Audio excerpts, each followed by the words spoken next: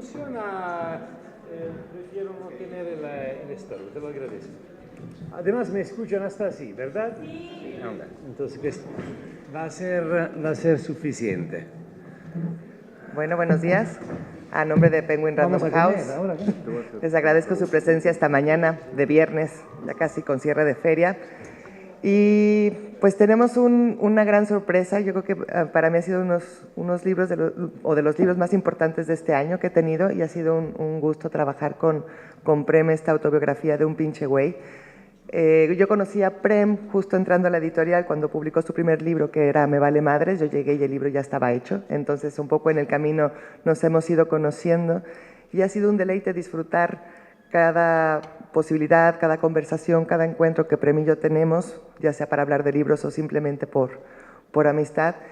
Y el verlo en una autobiografía con esa desnudez y esa honestidad que siempre lo caracteriza ha sido muy enriquecedor.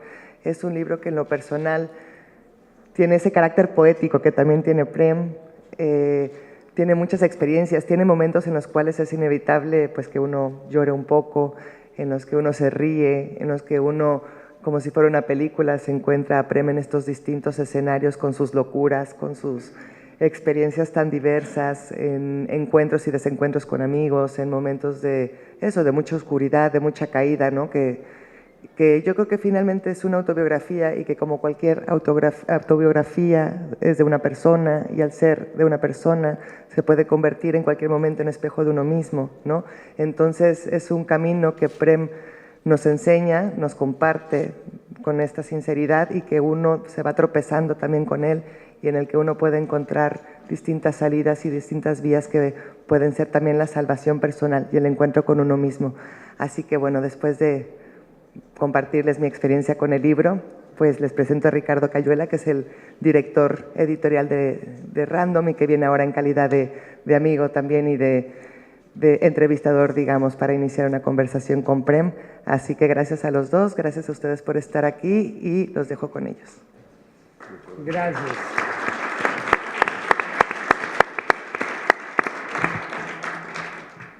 Bueno, yo quiero empezar, Prem, dándote las gracias también.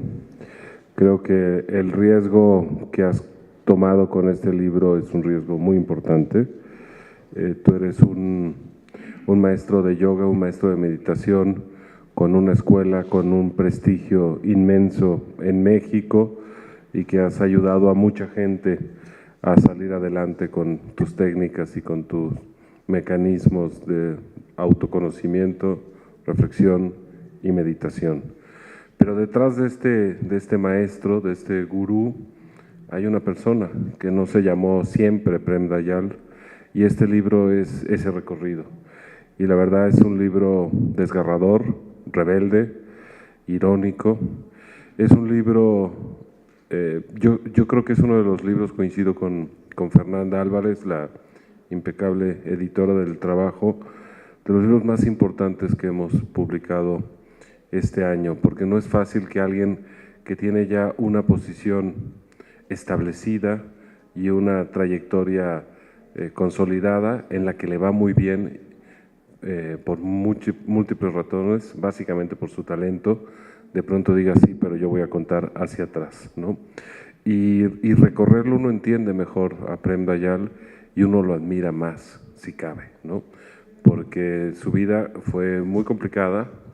Es la historia de un rebelde, es la historia de un iconoclasta, es la historia de un mimo, y es la historia de una persona incómoda con su realidad. Y hoy es una persona que se siente bien y segura consigo mismo y con su realidad. Y ese es el proceso, esa es la metamorfosis que cuenta tu libro. Así que las primeras palabras a nombre de la editorial es: muchas gracias, Prem. Muchas gracias. Gracias a ti, Ricardo, gracias a la editorial en general. Ya lo acabo de agradecerlos públicamente en la charla de Summers que hicimos. Agradecí a ti, a Fernanda, Andrés y a Cristóbal, que estaba antes de ti aquí, que fue el primer editor, porque un autor se crea gracias a un editor.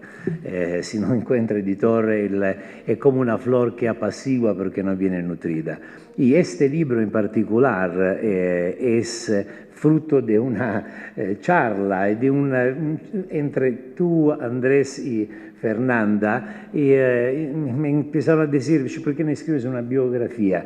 Que es una cosa que me habían ya preguntado otras personas a lo largo de mi vida, porque mi vida ha sido particular, digna de ser contada, pero me apenaba un poco la idea de hablar de mí mismo, me parecía un ejercicio autocelebrativo.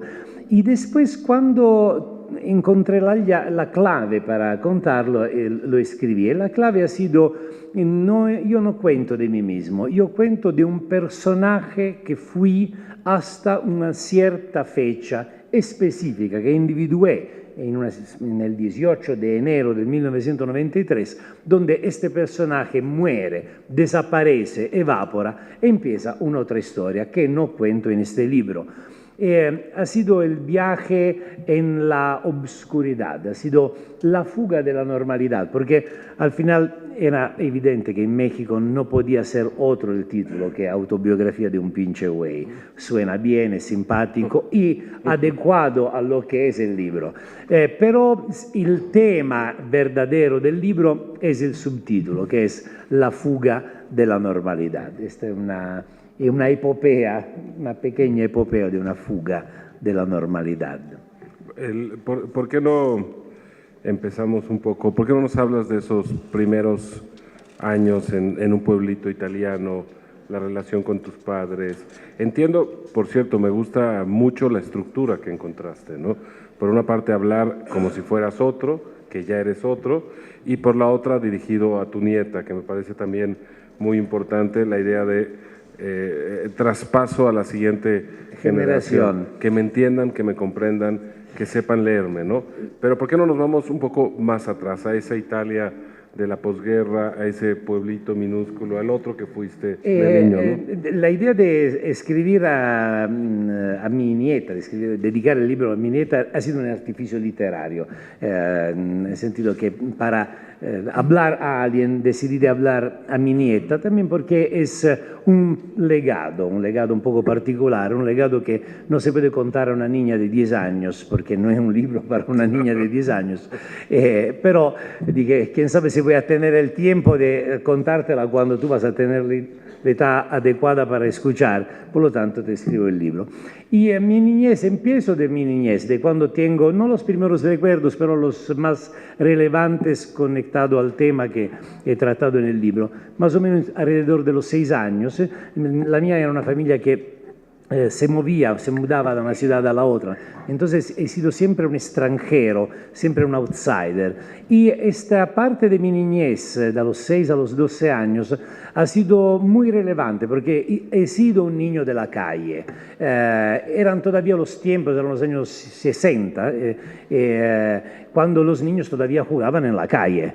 Salían, no había el celular, después de la escuela regresaban solos a la casa, hacían rápidamente la pinche tarea y se la pasaban toda la tarde hasta la noche en el verano en la calle. Y el verano en Italia era maravilloso para los niños porque teníamos 4 meses de vacaciones. Entonces puedes imaginar en 4 meses desde la mañana.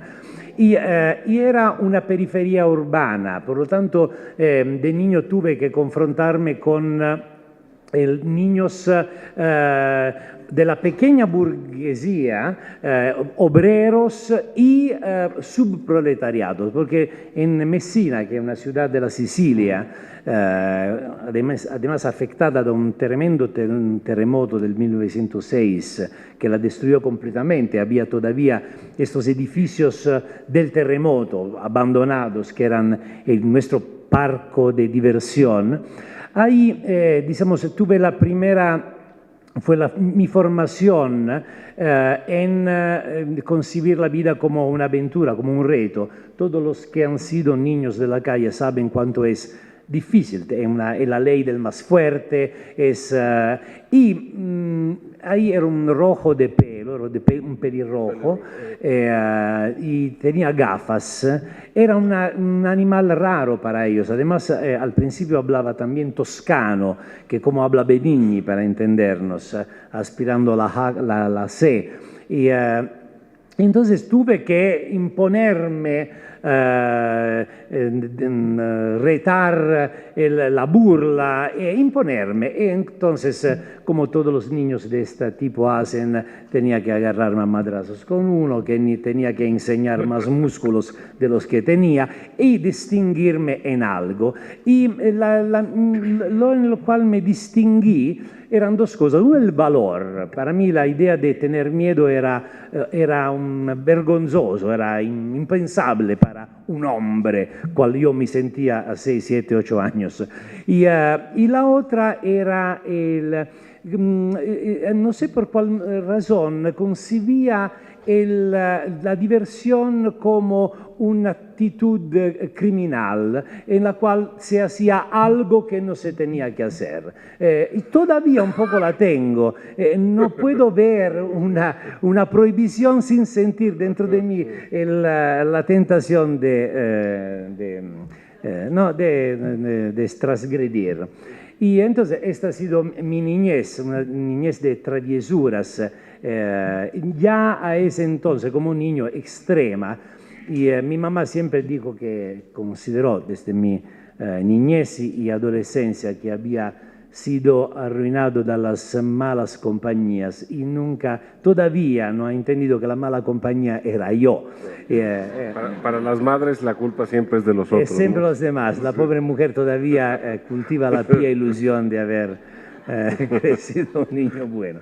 Una pregunta que permea todo el libro es sobre la lengua en que lo escribiste. Era imposible para ti hacerlo en castellano, aunque lo hables así, porque es la vida en italiano que tuviste, ¿no? ¿Cómo fue esa decisión? Mira, por ejemplo, el Me vale madre yo lo escribí en español y después lo traducí al italiano, porque el Me vale madre salió de las conferencias que yo y los talleres que yo doy en México, por lo tanto era acostumbrado a tratar estos temas en castellano. Claro. Esta historia es una historia que he vivido en italiano, entonces pesqué en mi inconsciente los recuerdos y afloraban en mi idioma madre, por lo tanto ha sido natural escribirlo en italiano. Y después pienso que el castellano que está en este libro puede ser que tenga unos reflejos un poco mediterráneos también. Fíjate que sin que se asusten, porque es un libro que se deja leer con una soltura brutal, a mí esa primera parte de la infancia me recuerda a dos autores mediterráneos. Uno, El primer hombre, de Albert Camus. ¿Quién? Albert Camus. Camus. Porque justamente es esta celebración de la infancia libre. En el caso de Camus, de la infancia pobre. Y en el tuyo ya los primeros signos de la infancia rebelde, ¿no? Y otro autor que está por ahí, insisto, no se asusten, es un libro delicioso de leer y no está sobrecargado de literatura, entre comillas, sino de pura vida y energía. Es un poco Pasolini, donde hay también un elemento... Ragazzi di vita. Exactamente. Mira, hay algo, ahora nunca lo había pensado, pero en el aspecto de mi niñez sí, este ambiente marginal, Eso es, sí. Esta sabia ignorancia... que te forma, ¿no? Que sí. Pero muy rápidamente dejas la niñez para volverte un rebelde, con un símbolo que es la moto. Y la exploración en realidades alternativas, incluidas las drogas, ¿no? Perdón por preguntar así, pero sí, adolescencia, ¿no? ¿Por qué no damos un salto y nos cuentas ahora un poco de esa adolescencia? La motocicleta ha sido como tener piernas. En Italia tenemos la fortuna que a 14 años un niño, prácticamente eres un niño peligrosísimo, porque los de 14 años son niños con el poder de los adultos, pueden hacer cualquier tipo de pendejada y no tienen ninguna conciencia de lo que hacen. y logré obtener esta motocicleta con un engaño lógico, perché mis padres ovviamente non querían absolutamente. Io dico, mira, tu puedes... Perché era un niño argomentativo, no era solo un niño rebelde, era un pain in the ass. No sé por qué lo dices. Todavía soy un niño argumentativo.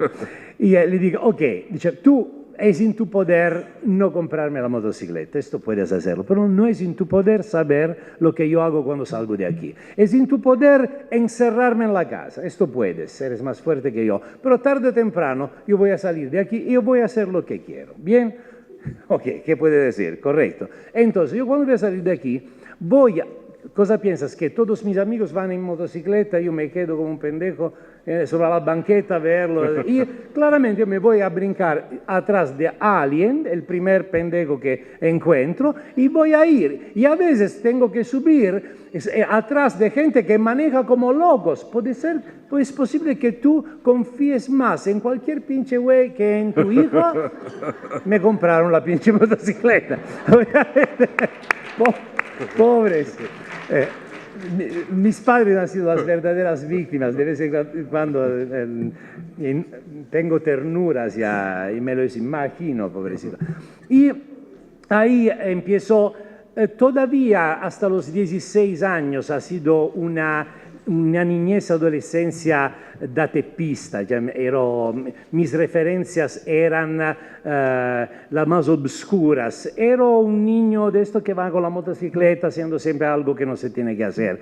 Quema de ahí, destruye de allá, siempre jugando al ratón y al gato con la policía, porque siempre éramos fuera de la ley.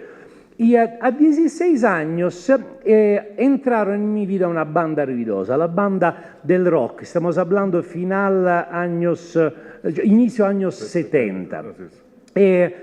Entraron Jim Morrison, entraron Jacques Kerouac, entraron Allen Ginsberg, il mondo variopinto, Jimi Hendrix, Janis Joplin, i Deep Purple, i Led Zeppelin, y digan, no manches, esta gente que iba sobre el escenario y destruía todo. Y yo dije, esta gente es increíble, hace lo que he hecho siempre yo, o sea, destruir todo, pero yo he siempre sido considerado un criminal y ellos ganan un chingo de lana, no mames. Esta es la neta. Entonces me abrí a este mundo, que era el mundo de los hippies. En Italia los jóvenes eran muy atraídos de la política. En los años 70 los jóvenes verdaderamente creímos, yo nunca lo creí verdaderamente, pero hicimos finta de creer que íbamos a hacer una revolución. Las Brigadas Rojas. La Brigada Rosa fue ya en la franja más extrema, ma me refiero all'aspetto, alla rivoluzione culturale, che è una rivoluzione che sucedió, digamos, de llevar effettivamente, no digo alla dittatura del proletariato, che nadie la quería, pero seguramente a una sociedad más justa y más equa. Y yo nunca me llamó tanto la atención esto, me llamó más la atención, hacemos el amor y no la guerra, y por lo tanto era inevitable, empecé a viajar del Rai, que ha sido una de las experiencias más bellas de mi vida, que después he continuado por años a hacer, y obviamente encontré, en este ámbito era inevitable encontrar la marihuana, las drogas en general, el LSD, era obviamente una versión reducida, participé, aquí conto, a un Woodstock italiano, sí. Era un novado y me hice los huesos, ¿no? Me aprendí. Y fue una cosa extraordinaria el encuentro con la marihuana. Yo digo siempre, hay dos grandes momentos en mi vida, cuando encontré la marihuana y cuando la dejé. Porque, ed es verdad, no renego absolutamente mi historia. Ricardo dijo que tuve mucho valor a escribirla. Yo soy orgulloso de mis errores. Ahí atrás, de cualquier parte, hay una frase que dice: esta es una historia de errores necesarios. Y si tú no cometes errores, no puede crecer. Si uno tiene miedo a cometer errores, ya se jodió el asunto. ¿Qué haces? ¿Esperas la muerte? ¿Qué haces con la vida? Estás cuidado, ¿para qué? No, no mames, asado, no. Di una pendejada, el público te va a chiflar. Ok, aprendes, la próxima vez no lo dice, ¿no? Dice otra cosa. Debe ser, cada vez, todavía no dije ninguna pendejada, más o menos. Rayé. Esas déjamelas a mí. No, estás atento, porque en cualquier momento puedes decir cosas que no se dicen. Déjamelas a mí. Decir algo que me gusta mucho del libro es que le incluimos un mapa con el recorrido de este pinche güey. Y es interesantísimo porque en realidad es también la autobiografía parecida a Kerouac on the Road, ¿no? Es la historia de un movimiento permanente y eso es una historia on the road. Y eso es muy emocionante, ¿no? Hay una frase de los años 70 que me gusta mucho que dice, si te acuerdas de los años 70 es que no los viviste, ¿no? ¿Cuál es la frase? Si te acuerdas de los años 70 es que no los viviste, ¿no? Pero creo que en el caso de Prem se da la feliz coincidencia de que los vivió a fondo, créanme, que los vivió a fondo y al mismo tiempo que te acuerdas de ellos, ¿no? Sí. Pero luego hay un momento mucho más dramático que también cuentas y que es delicado. A los 22 años ya estás casado, tienes un hijo, trabajas en un banco. Y antes tuviste un incidente, un aborto. ¿Por qué no nos cuentas? Porque yo leí el libro, pero el público no. Y me parece importante como ir paso a paso para que te entendamos bien. Sí, te pido algo delicado. Hacemos un ¿no? recorrido. Sí. Espero que después el público quiera leer lo mismo. No, va a leer lo mismo. Lo tienen que leer. Es uno de los libros más fascinantes y veloces que se puedan encontrar en esta feria que tiene 400.000 títulos. Gracias. Y en este ambiente de alegre desmadre, promiscuidad juvenil, encontré una pinche rubiecita que me chingó. Era guapísima, una pinche squincla de 1,56 m, chiquita, y se presentó, porque yo ero todo chido, ¿no? Ya ero todo sucio, ero bastante sucio para ser presentable, digamos. Y entonces ya había dejado una novia, necesitó otra novia, y entonces un amigo te presentó una, y llegó esta pinche squincla. Tenía, la describo ahí, un vestidito negro de cuello alto que llegaba, no era una minigonna, la minifalda, no, era, cioè ella iba en calzones prácticamente. Hasta ahora es solo descriptivo, 16, no valorativo. Ella tenía 16 años, con estivales arriba de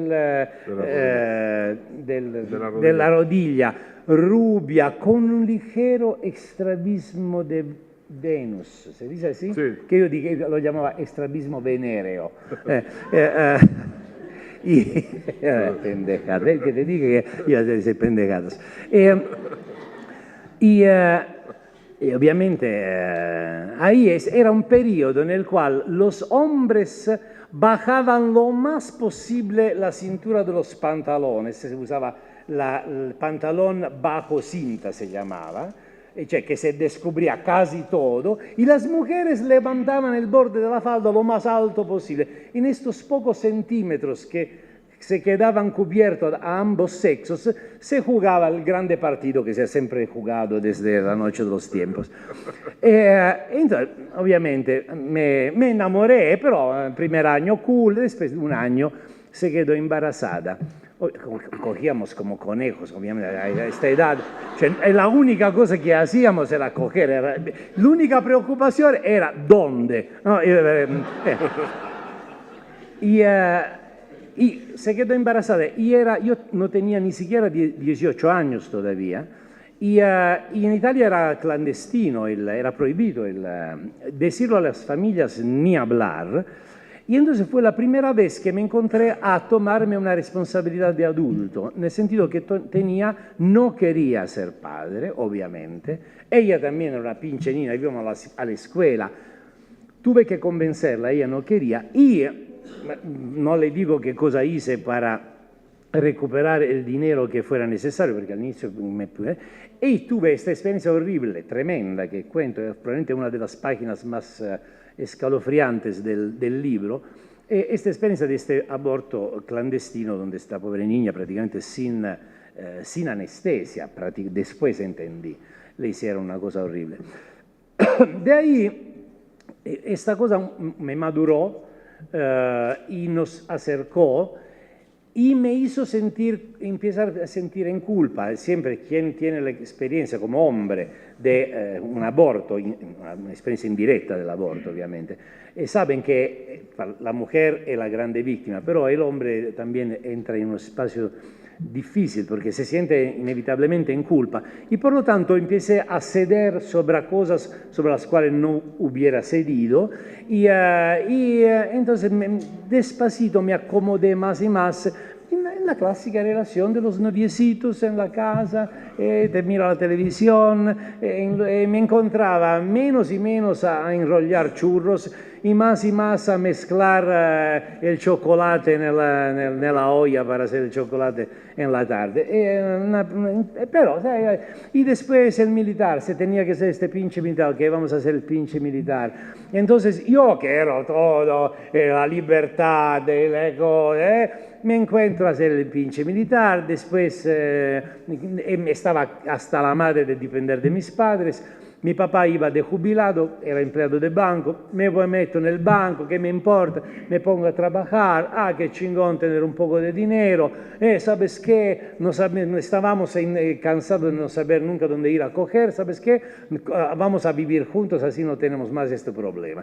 Y entonces de aquí lo decimos a la familia dice, no, ma ¿por qué si se casan le regalamos la casa, la pizza, la cosa, tenemos los perros? Y me encontré, el libro empieza de esta forma, me encontré a 22 años, casado, con un hijo, empleado de banca que esperaba de jubilarme.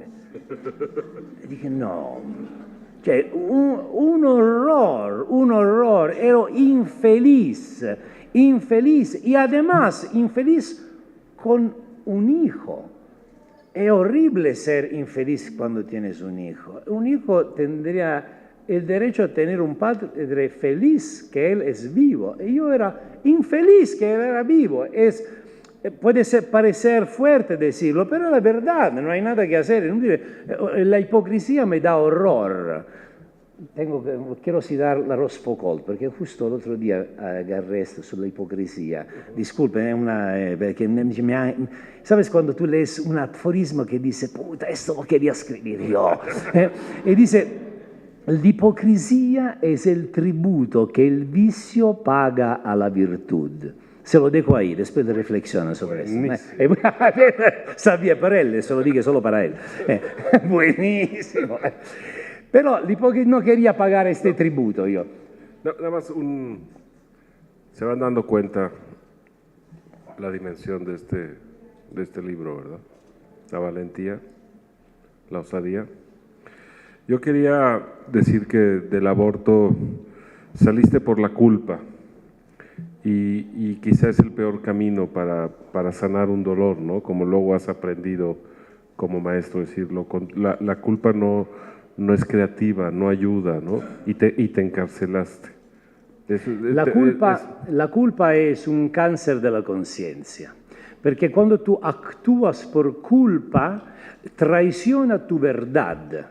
Y traicionando tu verdad, traicionas también las personas hacia las cuales tiene culpa. Mejor tener el valor de quedarte en tu verdad, ser juzgado para ser impiadoso hacia los demás, pero de la verdad siempre algo bueno sale, de forma controversial a veces, de la culpa nunca. La culpa es una forma para controlar los individuos, es lo que todas las religiones han hecho con nosotros. Nos controlan a través de la culpa, a través del miedo.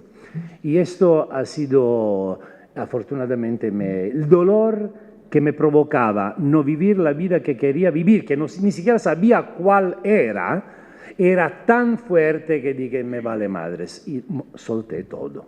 Es que el mundo contemporáneo o la rigidez del mundo nos ha vendido como el destino ideal, cosas que en el fondo nos vuelve soldados, nos vuelve esclavos, nos vuelve prisioneros de nuestro destino, ¿no? Por eso el libro es un canto a la rebeldía y a ser el arquitecto de tu propio destino.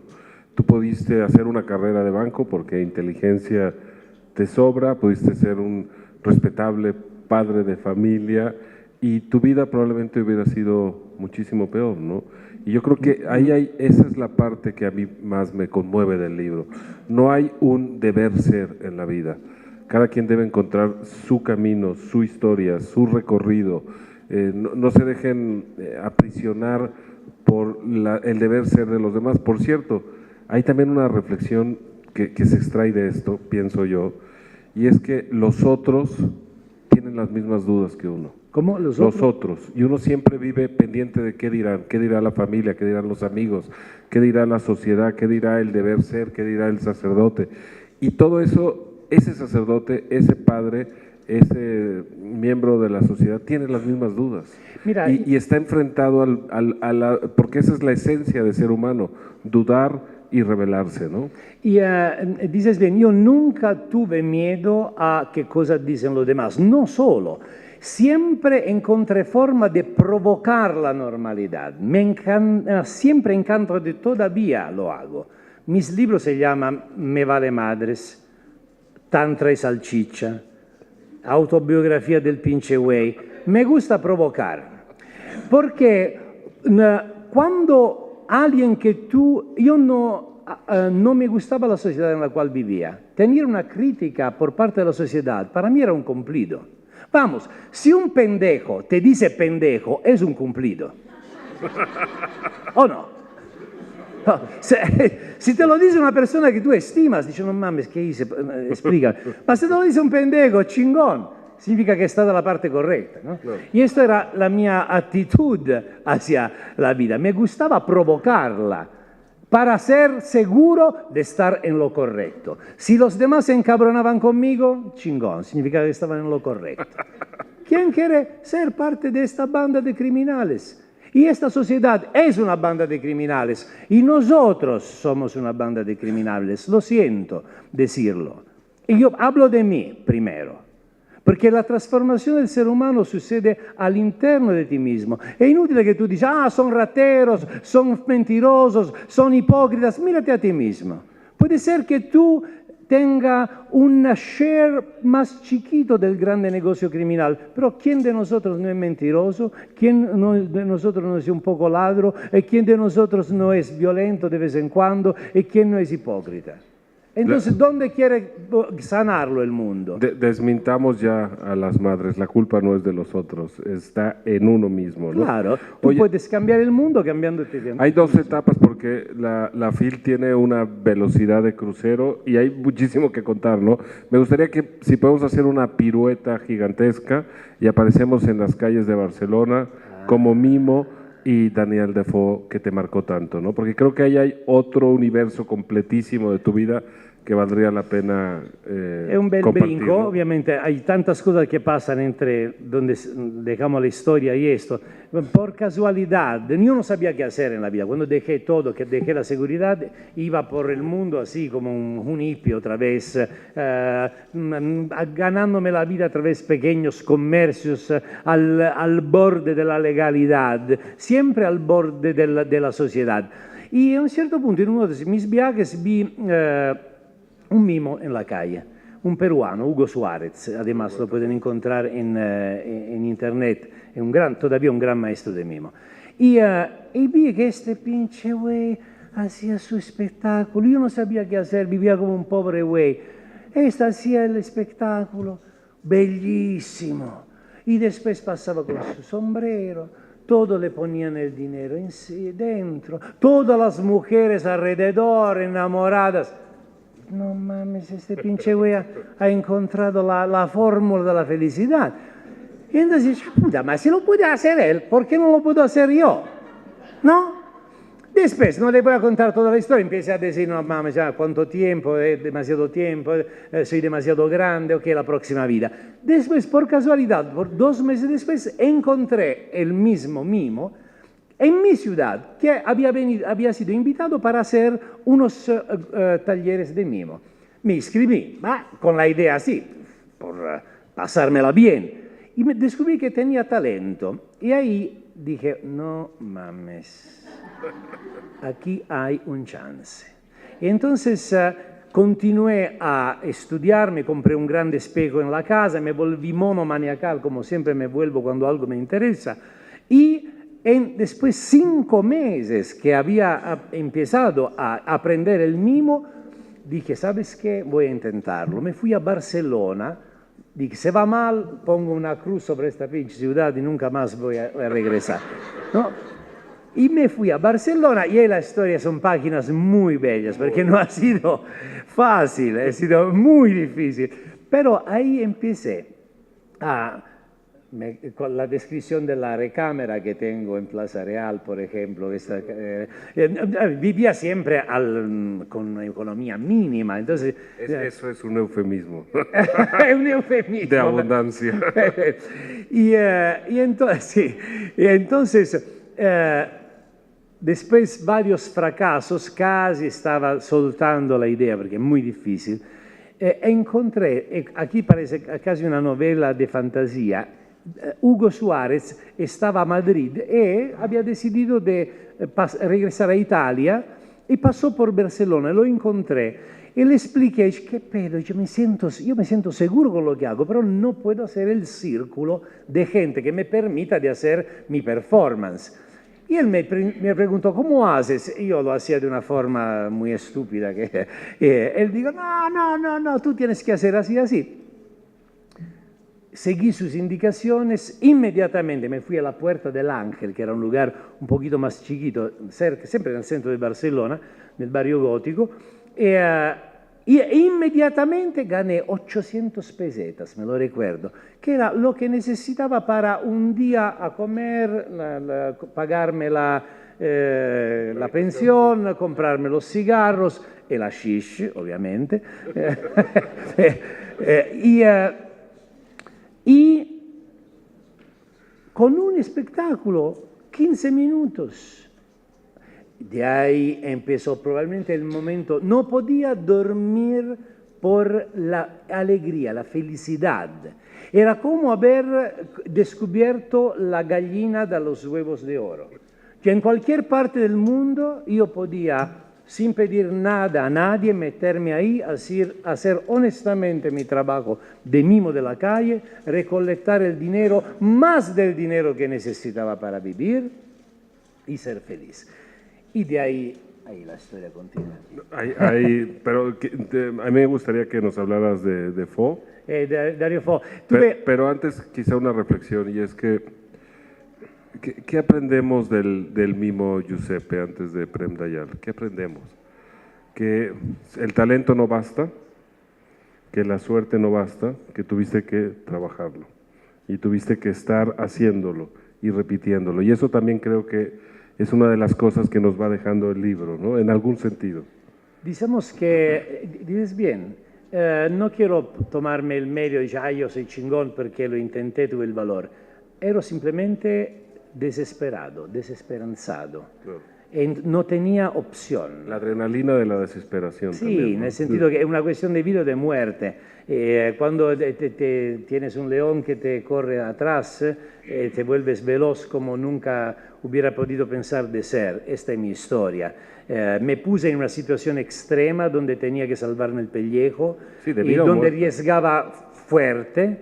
Y entonces no podía rendirme, ya que no, esto no funciona, no, tenía que funcionar a huevo. ¿Cómo te descubrió Dario Fo? ¿Cuál fue esa historia? Dario Fo, yo tenía talento. Y luego tenemos que irnos a la India para acabar, porque estamos muy apretados. Yo tenía talento como artista de la calle, después también como director teatral y dramaturgo, porque mi carrera de escritor empieza con el teatro en los años 80. Y dado que hacía solo el mimo y sabía que Dario Fo, grande Dario Fo, hacía un curso de teatro, digo que voy a hacer un curso de teatro, aprendo también a decir 2 palabras en lugar solo de hacer mimo. Y ahí él me notó, además, repito, fui ahí con mi hijo de 2 años y medio, se enterneció probablemente por este pinche güey, medio hippie, medio no, artista de la calle, padre soltero que se sabía, que se entendía que no sabía ni por dónde empezar con todo, con la vida. Y entonces se encariñó conmigo y, ok, terminó ahí. Después 3 años, ya había hecho éxito en el teatro, me había vuelto director, había tenido una muy buena carrera y suerte, siempre outsider. Con mi motocicleta me iba a hacerme mi aventura en España, tenía esta motocicleta, esta soy yo, de hecho. Pasé de ahí para saludarlo y para echar desmadre, como siempre, y después de unos días, por casualidad, tenía que irme, me voy, y me quedaba un día más, otro día más. El último día que ya tenía la motocicleta montada para irme, pasa el hijo de Dario que dice, mi papá te quiere hablar. Dario Fo que te quiere hablar, es como que dice, el rey te quiere, puta, dejas todo y vas.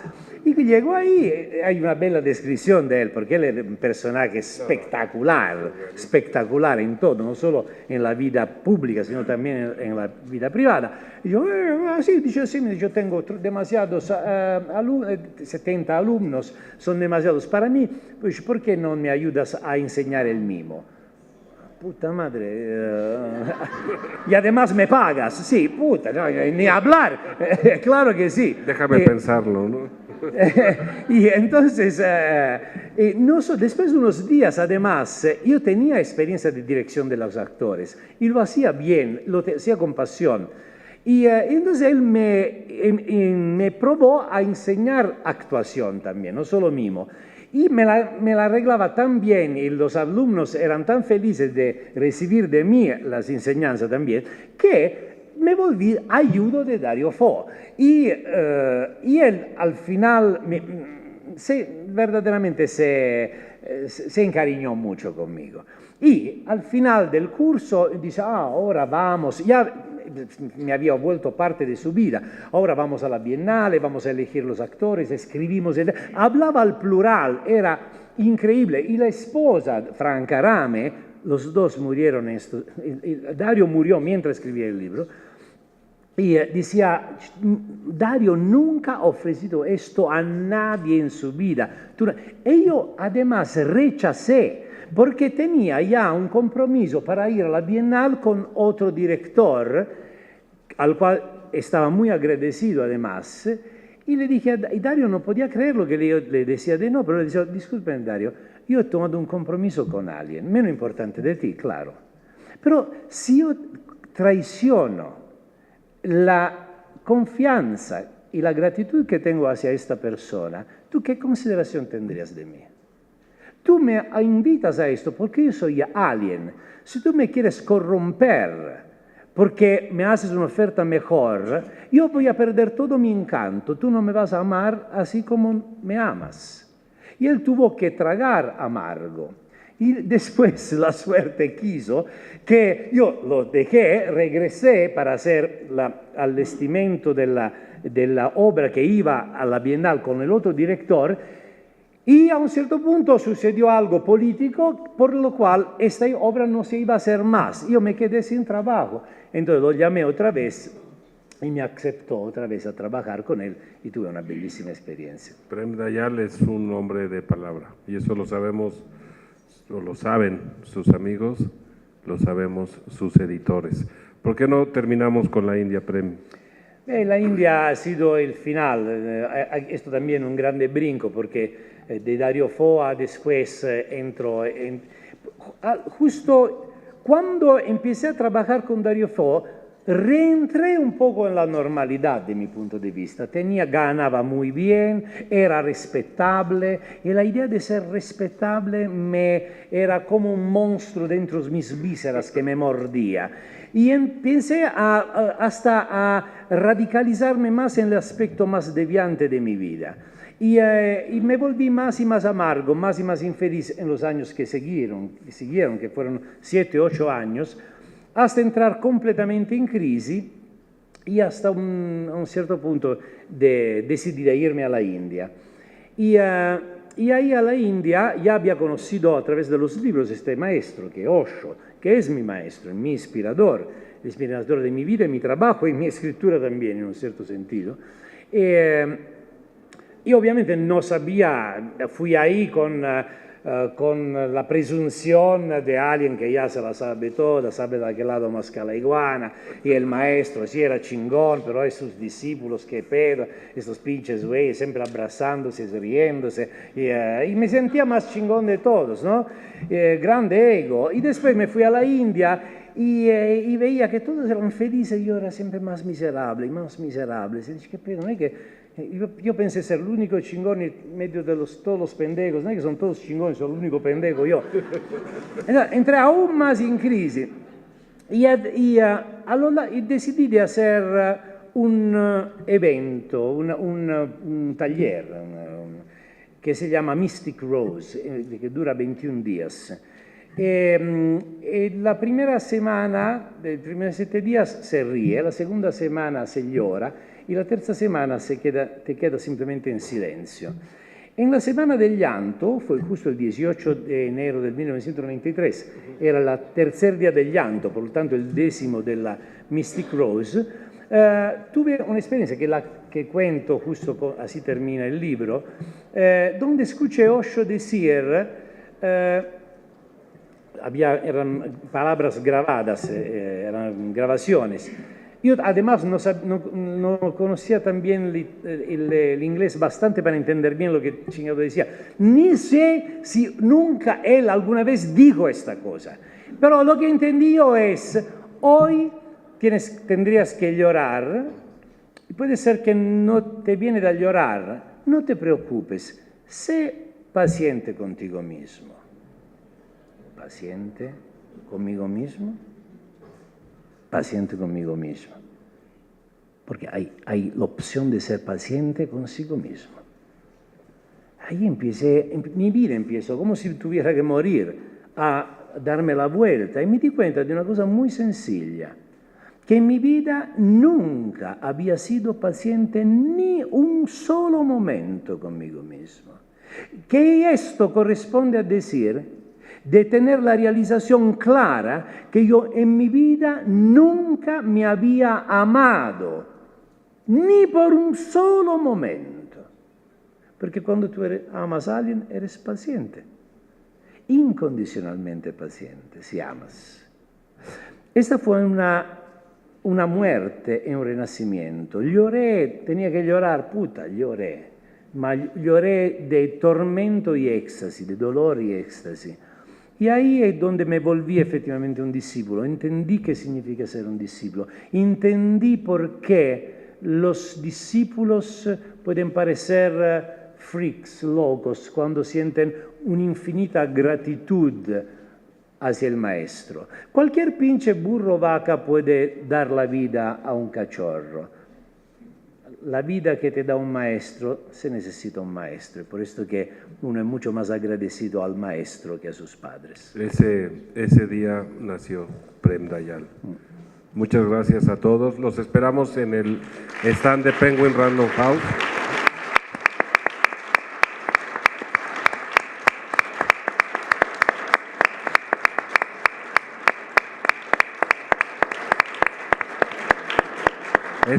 De verdad, es un libro que hay que tener firmado por Prem. Me parece que es un privilegio de esta feria poder acompañar a Prem y que les dedique un libro. Los esperan en el stand de Penguin Random House. Muchas gracias a todos, muy buenos días. Gracias. Prem.